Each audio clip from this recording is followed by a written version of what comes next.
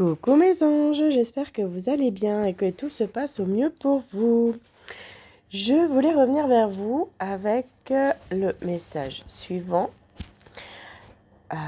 Dans la vie, vous avez toujours des choix à faire.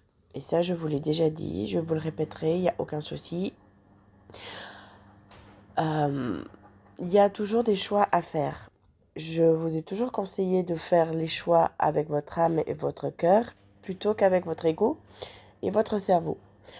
De un, parce que même si en choisissant avec son âme et son cœur, on n'a pas forcément le résultat que l'on souhaite, on sera moins blessé et ça nous frustrera moins que si on choisit avec son ego.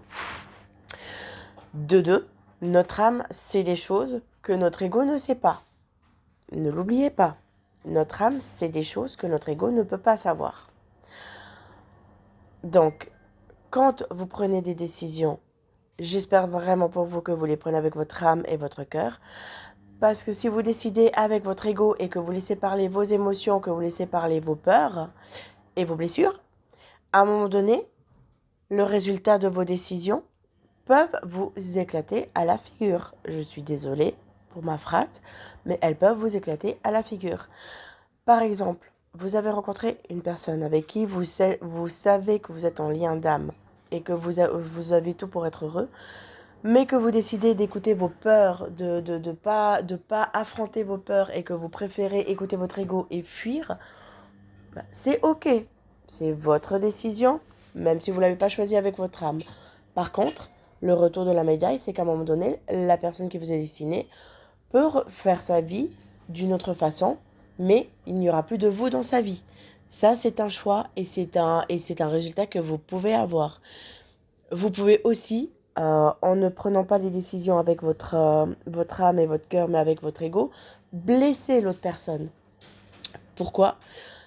Parce qu'en écoutant son ego, on va forcément se rassurer soi-même, mais on va faire du tort à l'autre personne qui nous est destinée. Et ça peut créer après un trou entre les deux.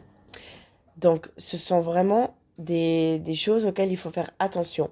Je vous l'ai dit, on peut aussi se casser un petit peu la figure quand on choisit avec son âme, mais ce sera toujours moins douloureux et il y aura moins de dégâts que si on laisse son ego et ses peurs prendre le dessus. C'est important vraiment d'écouter son âme. Que ce soit pour une relation, que ce soit pour du travail, faites confiance à votre âme, s'il vous plaît mes amours, c'est important. Voilà mes amours, j'espère sincèrement avoir pu vous aider, avoir pu apporter un peu de luminosité, excusez-moi. Je vous souhaite vraiment de prendre soin de vous et que cette fin d'année se passe dans les meilleurs... Oh, je ne trouve plus mes mots aujourd'hui, je suis désolée.